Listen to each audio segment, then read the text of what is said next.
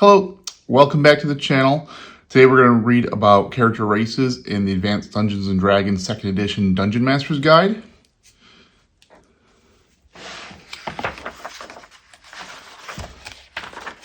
So we've read Chapter 1 about ability scores. We have rolled a few ability scores with these 6 methods defined in the Player's Handbook and Dungeon Master's Guide, and today we are going to read about player character races.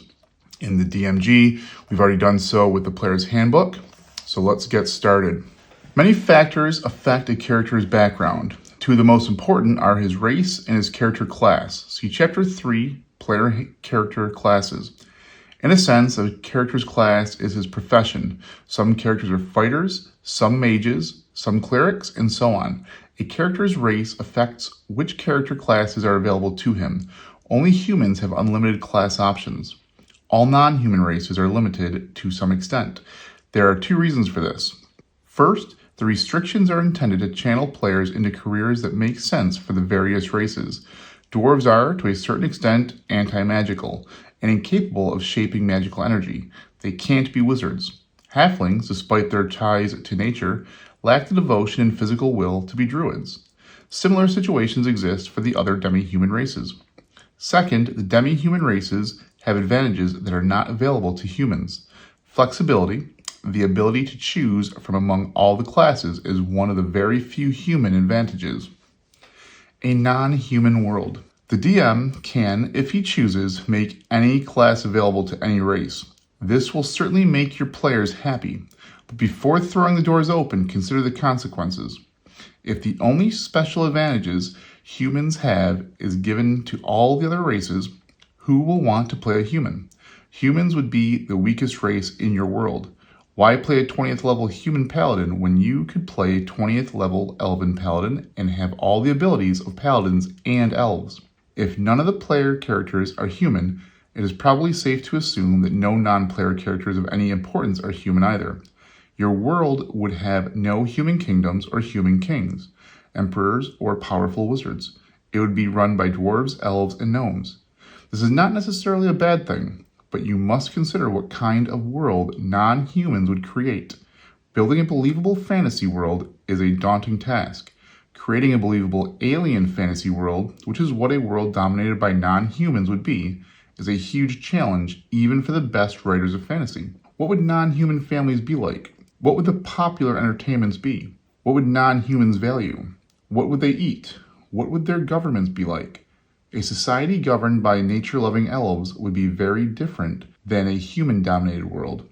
It is possible that certain character classes might not even exist. Paladinhood, for example, could be a uniquely human perspective.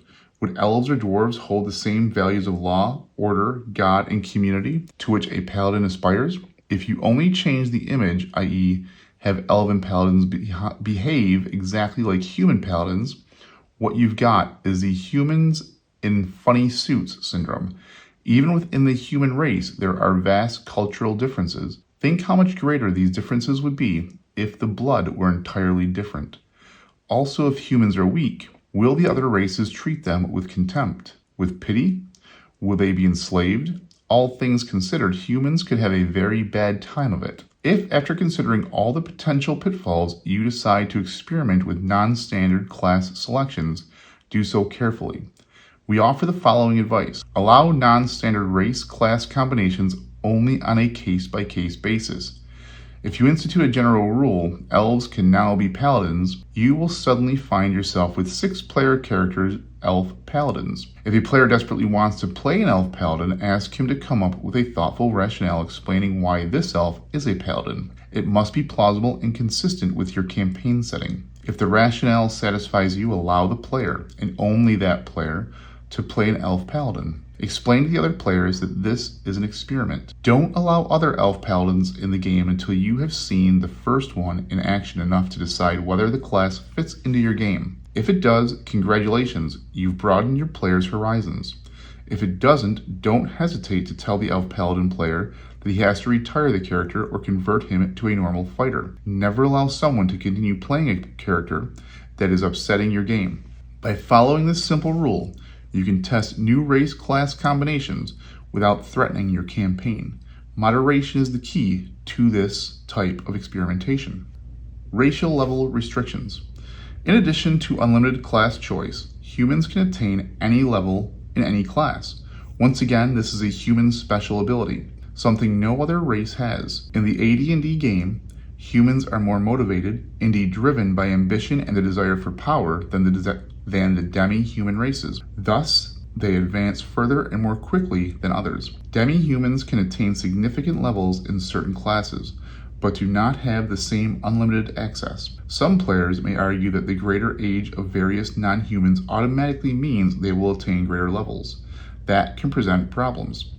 Demi-human characters are limited in how high a level they can achieve, both to preserve internal consistency, humans are more flexible than non-humans, and to enforce game balance. A DM, however, can change or eliminate these limits as he sees fit. As with class restrictions, the consequences must be examined in detail. Given their extremely long lifespans, demi-humans without limitations would quickly reach levels of power far beyond anything attainable by humans. The world would be dominated by these extremely powerful beings to the exclusion of humans. Human heroes would be feeble compared to the heroes of elves and dwarves. Given their numerous advantages, demi-humans would be the most attractive races. No one would play humans. Again, this isn't necessarily bad, but it's very different. The resulting game will be completely unlike the standard sword and sorcery milieu. You may need to set it in an ancient age when elves and dwarves ruled the world before the ascendance of men. Though given the situation, it's unlikely that men would have become dominant. An optional rule: slow advancement. If you decide to allow demi-humans unlimited advancement, consider this option.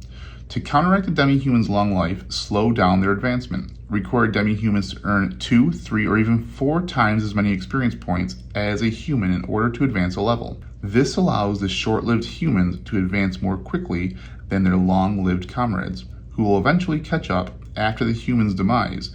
If this solution, though logical, is unacceptable to your players, a compromise may be called for. The best compromise is to allow demi-humans normal or double cost advancement to their maximum levels, then require them to earn triple or quadruple experience points to advance beyond that point. They will advance very slowly, but the players will still have a goal and the sense of accomplishment that comes with rising a level. Standard class and level limits. Before removing or modifying level limits, familiarize yourself with the game and the balances that currently exist. Only after you are experienced and comfortable with these should you begin alteration of the non-human level limits. The standard level limits for all races and classes are given in Table 7. So, Table 7, Racial, Class, and Level Limits. Player characters with less than exceptional prime requisites cannot advance beyond the listed level. So we have a list of character classes and then the character races across the top. Any class, as a human, you can reach unlimited levels. For the bard, a dwarf can't be a bard, an elf can't be a bard, a gnome can't be a bard, a half-elf can rise to unlimited levels, and a halfling cannot be a bard.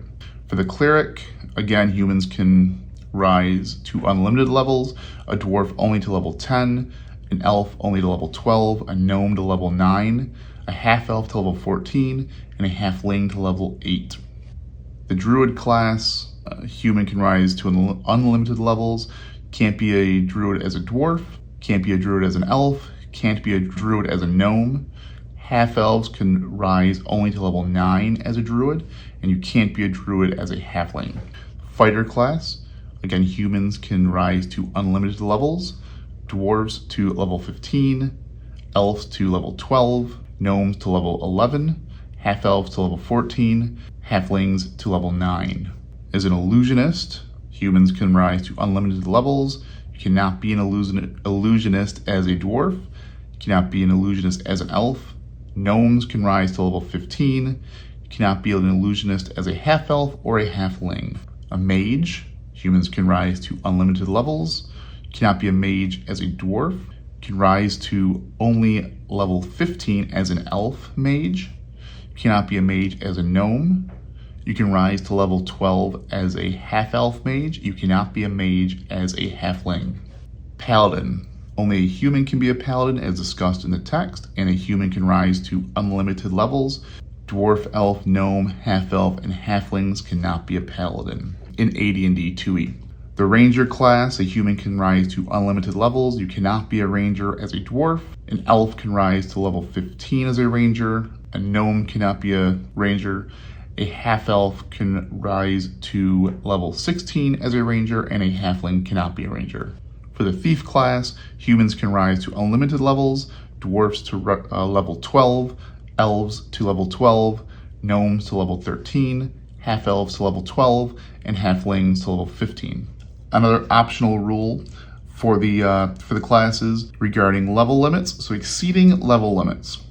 Demi-human characters with extremely high ability scores in their prime requisites can exceed the racial maximum levels. In cases where multiple prime requisites exist, the lowest prime requisite is used to calculate any additional levels. The bonus levels available to characters with high prime requisite scores are summarized in Table 8. The additional levels listed in Table 8 are added to the normal maximum allowed, regardless of what class or race is involved. For example, a half-elf is limited to 12th level as a thief. A half-elf thief with Dexterity 17, however, is allowed 2 bonus levels, so he could advance to 14th level. So Table 8 shows the prime requisite bonuses and the additional bonus levels. So any character with an ability score in their prime requisite of 14 or 15 could advance an additional level to that which is listed in Table 7. Any characters with prime requisites 16 or 17 could advance an additional 2 levels. Any characters with a prime requisite of 18 can advance an additional 3 levels, and with a prime requisite of 19 can rise an additional 4 levels. Creating new player character races. The races listed in the player's handbook are only a few of the possible intelligent races populating the world of AD&D games. Adventurous DMs and players may want to experiment with characters of other races, such as orcs, lycanthropes, ogres, lizardmen, or even dragons. Before you do this, however, you need to know very clearly what you are doing. Unrestricted or ill-considered use of non-standard races can easily and quickly destroy a campaign. Always consider a new race from a variety of angles. How does the new race fit with the other player characters? How does it fit in the campaign in general?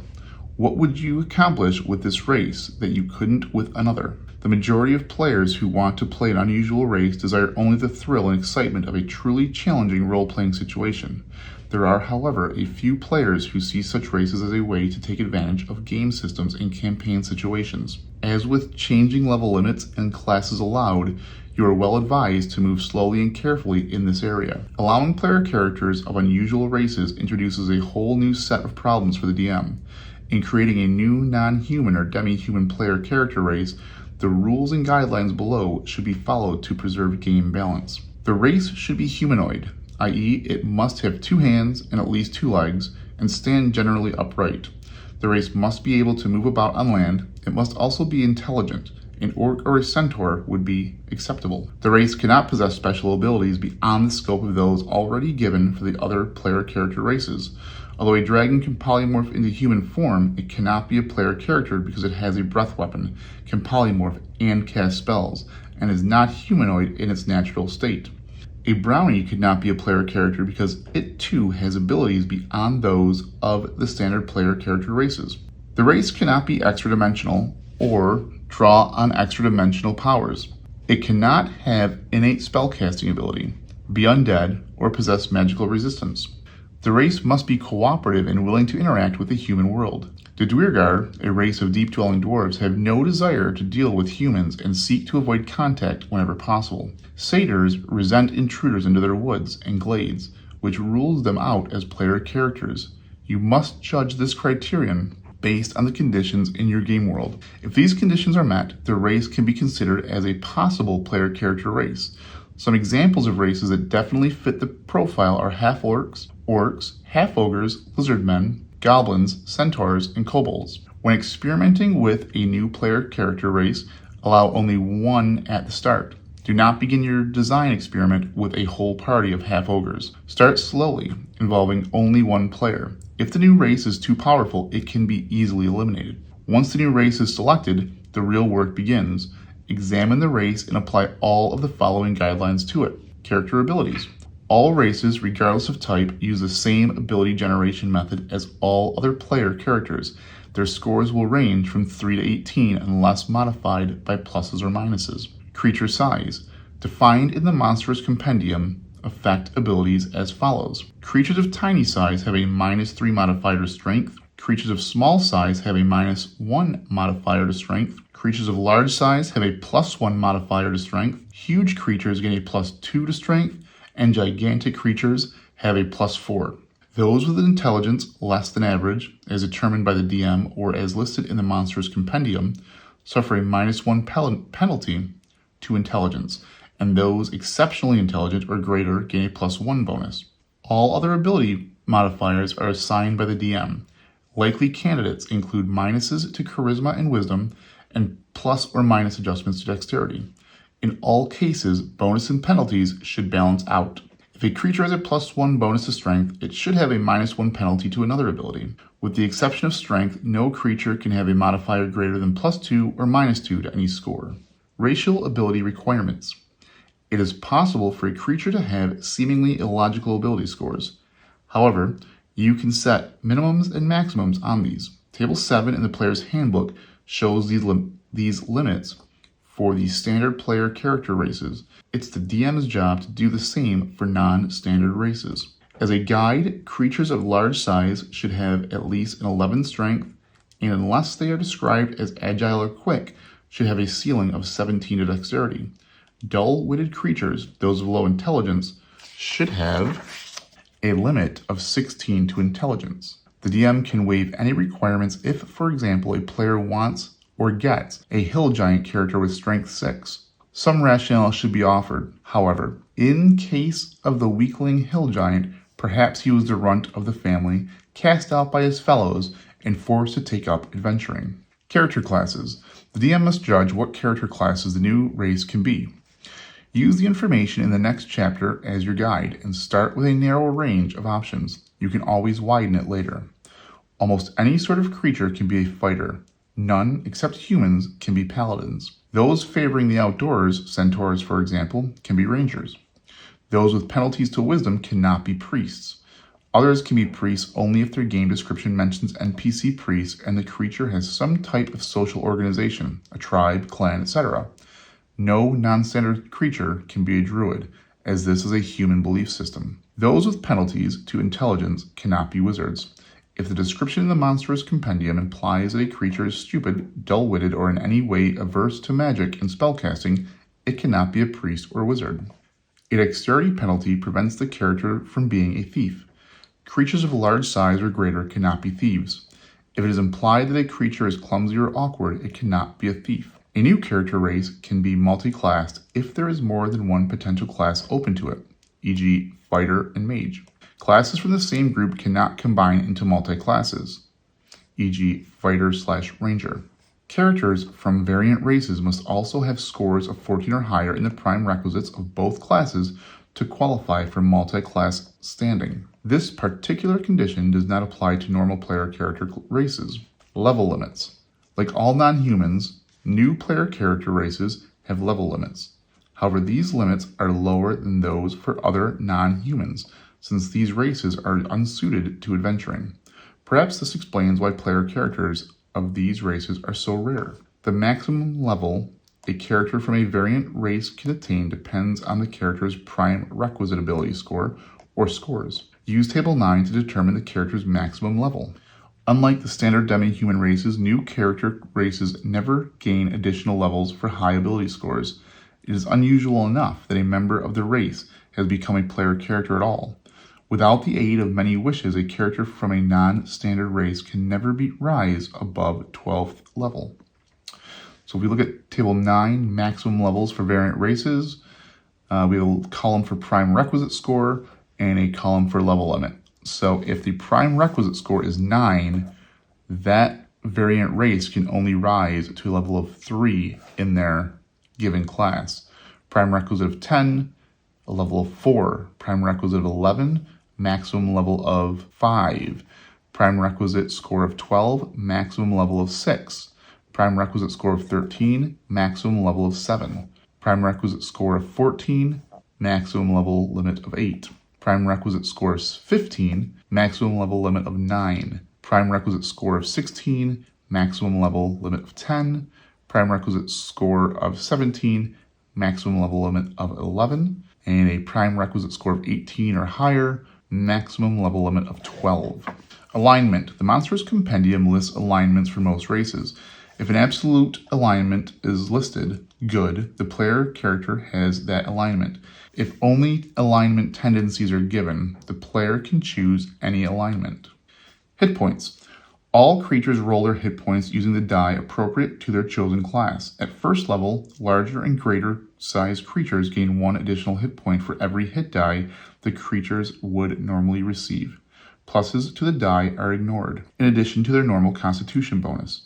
Thus, an ogre fighter with a constitution of 12 would gain a +4 hit point bonus at first level, since ogres normally have 4 hit dice. To those who think this is a big advantage, remember that large-sized creatures suffer larger than man-sized damage from weapons.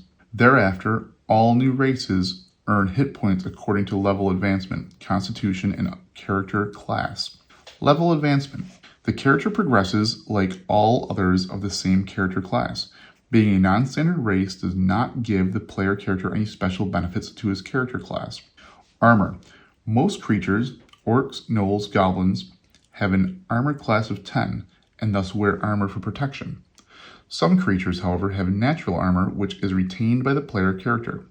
These characters gain the benefit of a +1 bonus to their AC only if the armor worn is worse than or equal to their natural armor class, as per horse barding. If better armor is worn, natural armor is ignored, and armor class is determined by the armor being worn.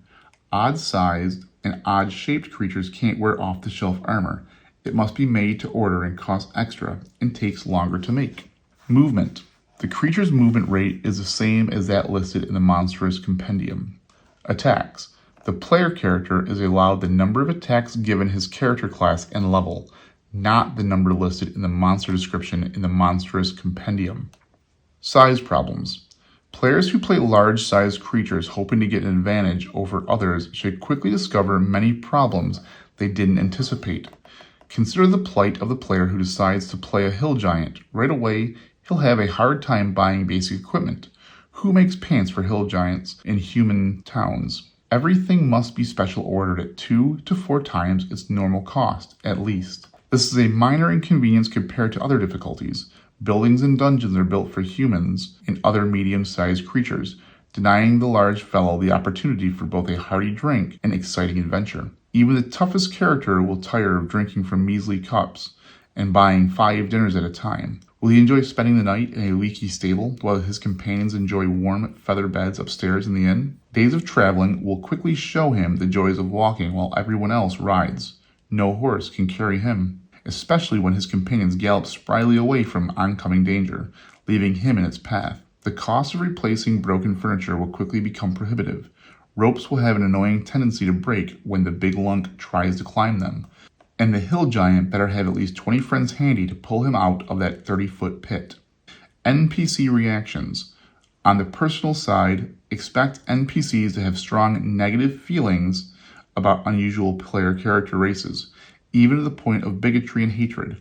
These reactions will make life difficult for the player character, but they are the price the player pays for his unusual choice. So that does it for the second chapter of the Dungeon Master's Guide on Races. The next chapter will be player character classes, and the next video will be a more dive into each race, the race as a whole, and some of these considerations from the Dungeon Master's Guide on race and adding new races to your game. So I hope you are still following along, and I hope to see you in the next video.